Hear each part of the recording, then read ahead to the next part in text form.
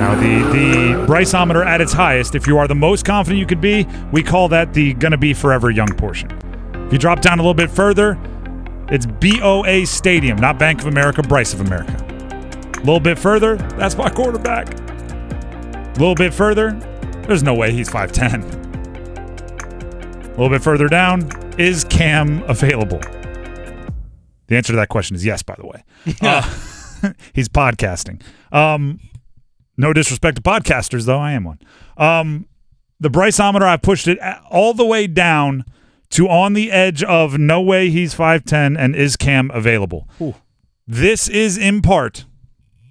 This is for a few reasons. One, I understand that Bryce Young doesn't have the best supporting cast. He doesn't have a like a Mr. Gibbs high draft pick quarterback from Detroit or Bijan Robinson or anything like that. Mm-hmm. But what he does have is a mind that is supposed to be, you don't make the same mistake twice, right? That's what we've heard. The thing that is most concerning for me, and the reason why I am not as confident now as I was at the beginning, and we started with it right in the middle, is because the same mistake twice, 3 times, 4 times, right? The same mistake over and over again is the difficult situation to be in, right? I'm fine with a lack of production. I don't want to actually rewind, right? I'm not fine with a lack of production, but I can understand a lack of production given the situation, right? You don't have a number 1 wide receiver. Your play caller is being a little challenged, right? Quite frankly, sometimes the defense is just more talented than your offense. So I'm fine if the production isn't there, but I need you to learn your lessons, okay? And, right, by the way, follow us on YouTube, at 99.9 The Fan on YouTube. I read your comments, and there's a lot of like, oh, it's too early, right? I talked earlier about how he's not progressing the way I'd want to see him progress. And the comments are, 4 games in, how ridiculous is this? 3 games in, but 4 for the team. He's 4 games since he drafted. Technicality. And my response to that is, so we just ignore the first 4 games are like purgatory. They're the wild, wild west. Nothing. We have 3 games to go off of that he played in. I'm going to evaluate those 3 games. And if the mistakes you make in game 3 are similar and or worse to the mistakes you make in game 1, we're just supposed to ignore that? Which, by the way, your career is a pretty unbelievable success if you start 200 games, right? 4 games, 2% of that.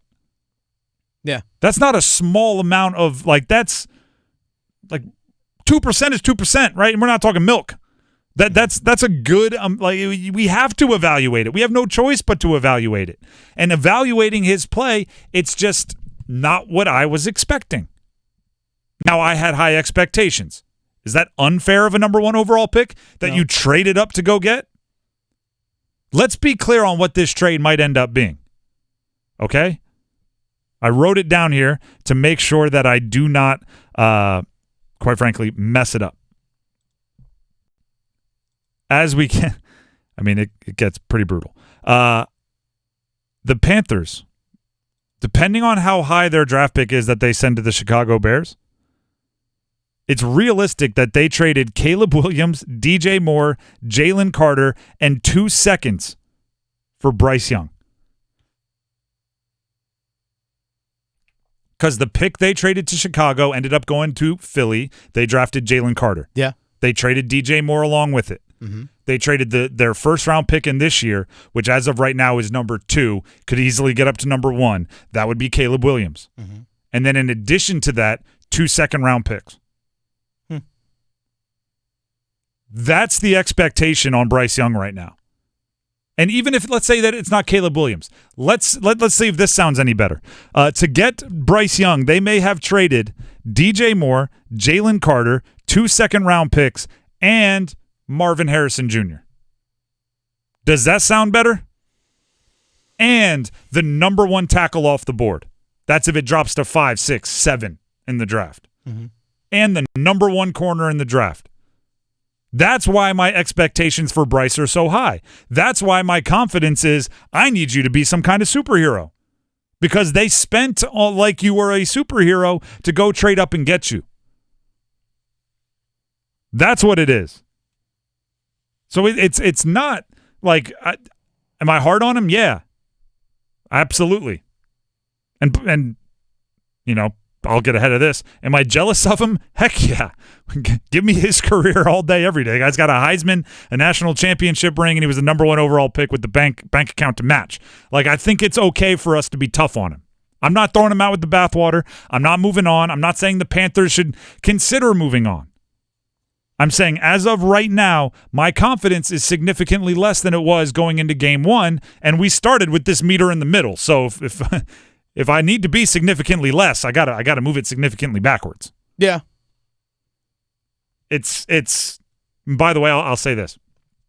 This is the lowest I'll go before it's a catastrophe. Well, yeah. Like, if we go, like, is Cam available? Kind of a joke. But to me, if you start getting down below this, you're getting down to the maybe he's not going to pan out into ways we thought he would, rather than like maybe he needs a lot more seasoning. That's where I'm at right now. I'm at he needs more seasoning in the NFL than I thought he was going to.